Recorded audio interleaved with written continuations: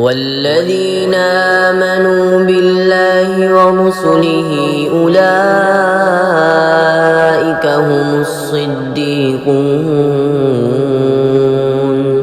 والشهداء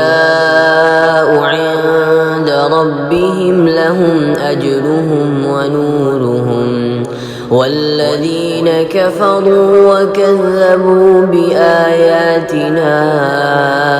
أولئك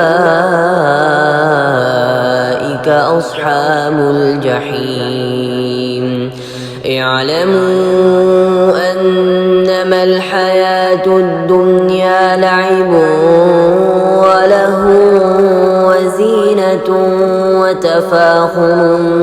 بينكم وتكاثر في الأموال والأولاد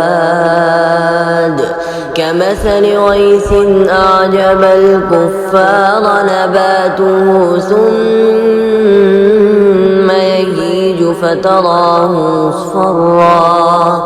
ثم يهيج فتراه مصفرا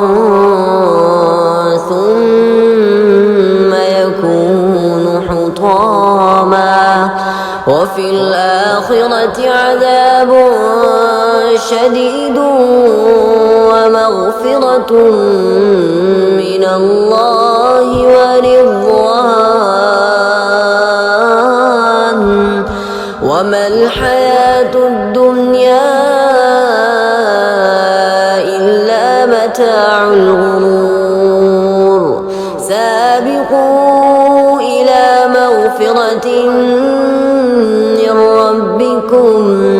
وجنة عرضها كعرض السماء والأرض أعدت للذين آمنوا بالله ورسله ذلك فضل الله يؤتيه من يشاء والله ذو الفضل العظيم.